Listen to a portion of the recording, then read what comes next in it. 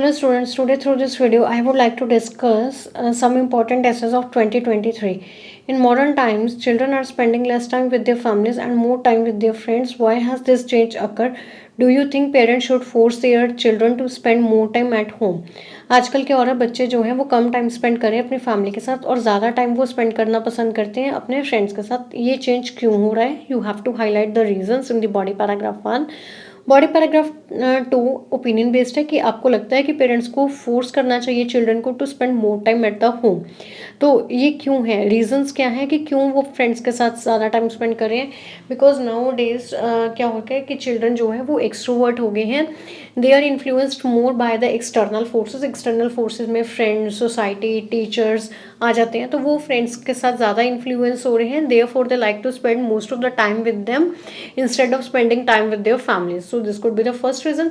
Second reason, if I talk about कि due to academic task और non academic activities like for entertainment purpose, like for playing outdoor games, or due to their academic task, they have to interact with their friends at regular intervals more than the family members. Therefore they are spending much time with their friends instead of spending it with their members of family. So this is the second reason. तो opinion क्या रहेगा कि आपको लगता है parents को force करना चाहिए. तो ये क्या होगा कि yes, parents should compel their children to spend some time at home because this will help in boosting the relations among the members of the family. इससे क्या होगा, यूनिटी आएगी, एक इंटेग्रिटी आएगी. Apart from this, parents can get a chance to interact with their children, and by doing this they can keep an eye on their activities so that they can prevent them from indulging in the malpractices. So this is the reason. Second क्या है कि many agriculture lands are being converted into commercial center. How does this effect the environment and the people's lifestyle. बहुत सारी जो agriculture land है वो किस में कन्वर्ट हो गई है, कमर्शियल सेंटर में हो गई है. ये कैसे इन्वायरमेंट और लोगों के लाइफस्टाइल को इफेक्ट कर रही है, डिस्कस करना है अपने सिचुएशन को और प्रोवाइड करना है सम सोल्यूशंस को जो एड्रेस करेगी इस इश्यूज़ को. तो यहाँ पे क्या हो जाएगा कि आप ये कॉजेज बताने की कैसे इफेक्ट कर रहे हैं इन्वायरमेंट. ऑब्वियसली अगर एग्रीकल्चर लैंड कन्वर्ट हो जाएगी उसमें क्या कहते हैं कमर्शियल सेंटर में, तो इन्वायरमेंट कैसे हार्म हो जाएगा, क्योंकि ज़्यादा इंडस्ट्रीज होने की वजह से ज़्यादा मैन्युफैक्चरिंग एक्टिविटीज़ होंगी. मैन्युफैक्चरिंग के लिए मोर फॉसिल फ्यूल्स यूज़ होंगे जो क्या करेंगे, हार्मफुल गैसेस को इमिट करेंगे. तो इससे सिर्फ एयर पॉल्यूशन ही नहीं होगी, मशीनरी ज़्यादा चलने की वजह से नॉइज़ पॉल्यूशन भी होगी. तो इससे क्या होगा कि जो इन्वायरमेंट है वो क्या हो जाएगा, पॉल्यूट हो जाएगा, जिससे क्या हो जाएगा, direct negative impact flora, fauna and mankind पे जाएगा. दूसरा, ह्यूमन का लाइफस्टाइल कैसे हो जाएगा, जो ज़्यादा कमर्शियल एक्टिविटीज़ होने की वजह से जो एग्रीकल्चरल नीड्स हैं, जो पीपल की फूड रिलेटेड नीड्स हैं, उसमें क्या आ जाएगा, एक रुकावट आ जाएगी. क्योंकि डिमांड एंड सप्लाई में यहाँ पे ह्यूज गैप जनरेट हो जाएगा. जो उनकी food related agriculture land enough ना होने की वजह से जो एग्रीकल्चर प्रोडक्शन है वो कम हो जाएगी, और सप्लाई डिमांड ज़्यादा होने की वजह से सप्लाई और डिमांड में गैप आ जाएगा. इससे क्या हो जाएगा, इन्फ्लेशन आ जाएगा फूड इंडस्ट्री में. तो ये सिचुएशन को हम कैसे, मतलब सजेशंस क्या हो सकते हैं.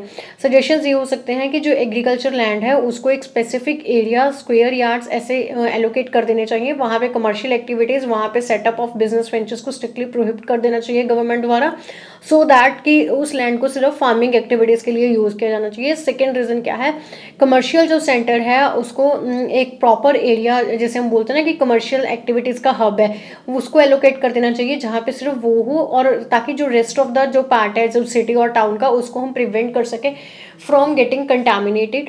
तो इस चीज़ से क्या हो जाएगा कि लोगों की जो लाइफस्टाइल है और जो डिमांड और सप्लाई है वो फूड की, वो भी इफेक्ट नहीं होगी, और इससे दोनों ही जो इंडस्ट्रीज हैं वो नेशन की इकोनॉमी में इजीली कंट्रीब्यूट कर पाएंगी. The third statement is, in many countries formal exams are used to assess the students' abilities and to judge the success of their education. What are the advantages and disadvantages of using the formal exam to assess students' ability? क्या advantages होंगे. Formal exams कौन से होते हैं, जो written exam, जो हम क्या, जो फर्स्ट टर्म और सेकंड टर्म और जो थर्ड टर्म के एग्जाम होते हैं. इसका बेनिफिट ये रहता है कि टीचर्स के पास एक रिटन रिकॉर्ड हो जाता है स्टूडेंट की परफॉर्मेंस का, जिसको वो एनालाइज करके उनको फीडबैक दे सकती है, उनको मोटिवेट कर सकती है for the achievement of their academic goals, और उनके पेरेंट्स को हाईलाइट कर सकती है उनके परफॉर्मेंस के रिगार्डिंग. और इससे क्या होता है, टीचर को पता लग जाता है बच्चे के वीकनेस क्या है और उसके स्ट्रेंथ्स क्या हैं, अकेडमिक स्ट्रेंथ्स और अकेडमिक वीकनेस के बारे में पता लग जाता है. सेकंड क्या है, फॉर्मल एग्जामिनेशन एक ऐसा चांस होता है जिसमें क्या होता है, बच्चा क्या है कि स्टूडेंट जो है वो खुद से परफॉर्म करता है without the assistance of trainer and parent, और अदर पर्सन, और इससे क्या होता है कि उसको एक चांस मिलता है to do much mental exercise for solving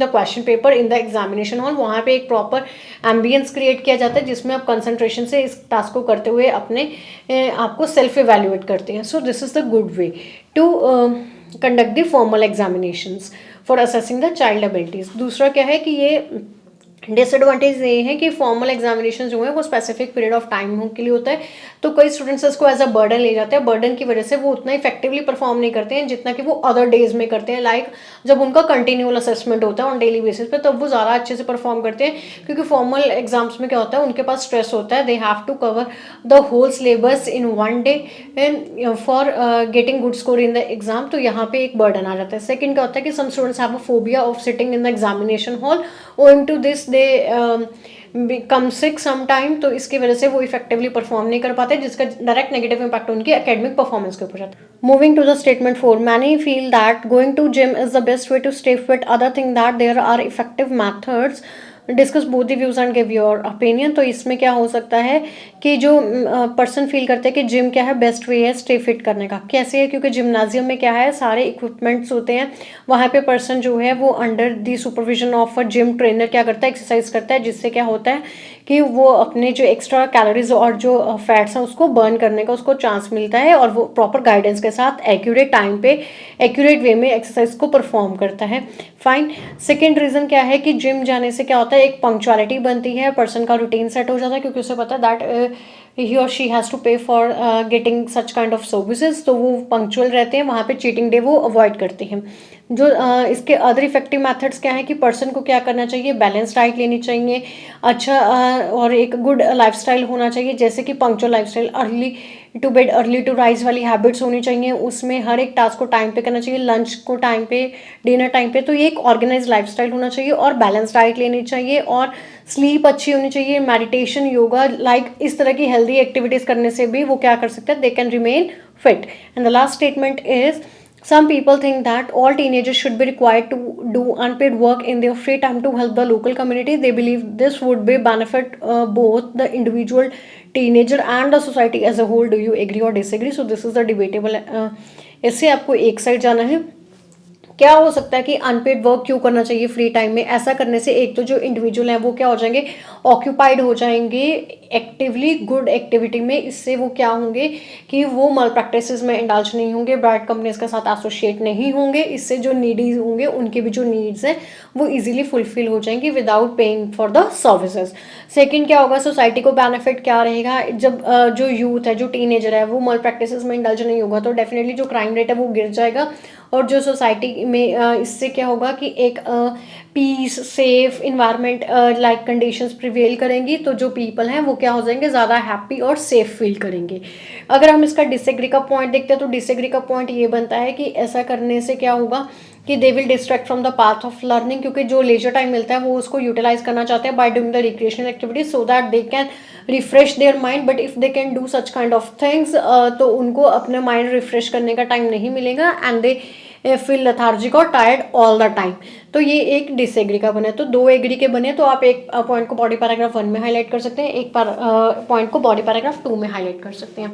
I hope you like this video and you will definitely try to do brainstorming of essays like this before going to your IELTS exam. Wish you best of luck and thank you very much.